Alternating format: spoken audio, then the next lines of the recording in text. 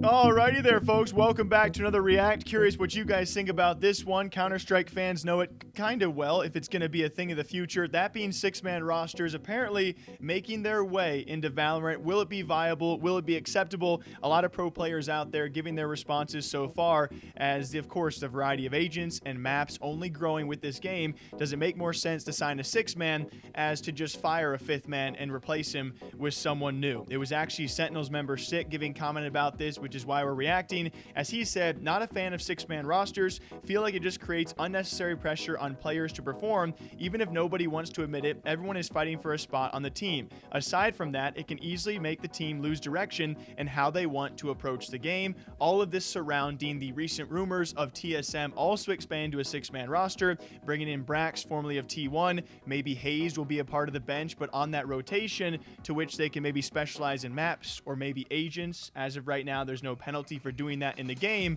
So what are we thinking here, folks? Is six-man viable? I mean, I could see.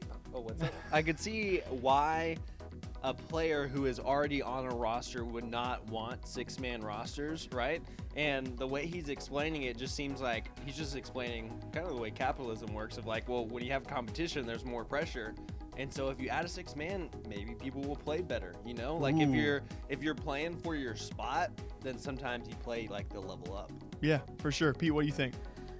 I think it's ironic that he, of all people, is bringing this up because they're like one investigation and clearing away from potentially being a six-man roster.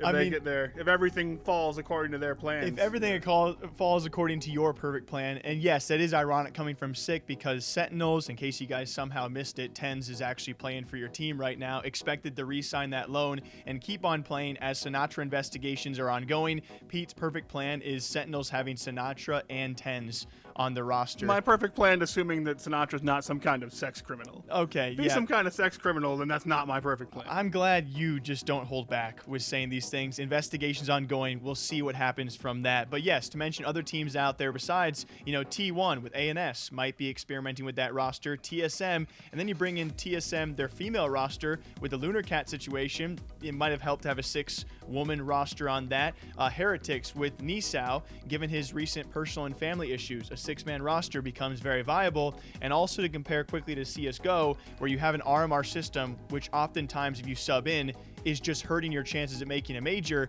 I will say for me, where I'm leaning towards, it's a more viable option, but there are so many arguments to make to what you said.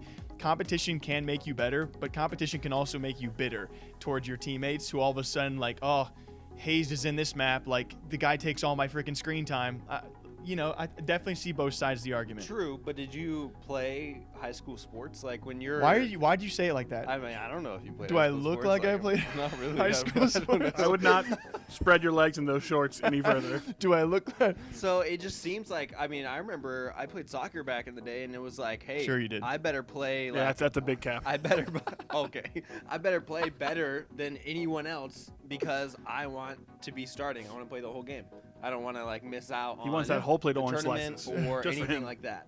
And so I feel like players are in the same boat. Like you're going to want to be better, but they're still your teammates. But to his point, I do think in a game like Valorant, it can, like one player difference can drastically change your team's chemistry or like how you're playing, you know? Yeah, and I think that's a great point because in almost every other sport, that's just kind of how things work. Yeah. There's always someone gunning for your job, and you know that.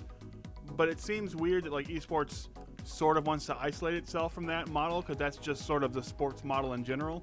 But I do like it in Valorant for the term, like Valorant's a brand new game. And so, well, not about a year old, but still a new scene. So everyone's putting in a ton of grind to learn the mechanics. There's all these new agents coming out.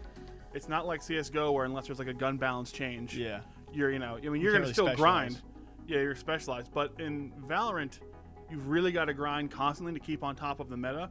And we've already seen guys like Wardell, speaking of TSM, talk about how like he was grinding so much that it was burning him out on his streams.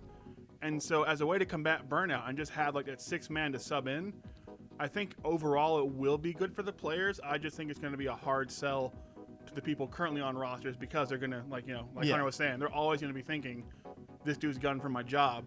I can't take any time off. So it's sort of it's both good for them and bad for them, but I think in the long term it's probably a net positive to have that that super sub, that NBA 6-man to rotate in for the big minutes. And I think it definitely makes sense from an org perspective if you want your players on top of their game and competing for those 5 spots. And if there is someone who has health issues or burnout issues or family issues, all of a sudden you don't have to worry about we got to sign someone last minute. You have a 6-man who's at least semi-familiar with the team setup. So I think it's something that will be adjusted as we go on and out, but it's certainly something that a lot more teams are now considering. And so we'll see if that 6-man meta is the new meta. And we'll see exactly how it does in the future of Valorant. What do you guys think? Are 6-man rosters meant to be? Should they be? I certainly don't blame an organization for saying, hey, instead of signing a second roster, an academy roster, maybe that's the future. It's much more financially viable to have just one extra man. So what do you guys think, huh? Is it going to work out? 6-man rosters in Valorant? It's kind of hairy in CSGO, but what do you guys think? We'll catch you back here in the next one. Okay, bye. No chance you played soccer in high school, bro. 100,000%. Back right? Well, you'd only go to 100%, so this guy's already lying. 120,000% played soccer. I told you I was a long thrower. I'm not including any of that. I don't.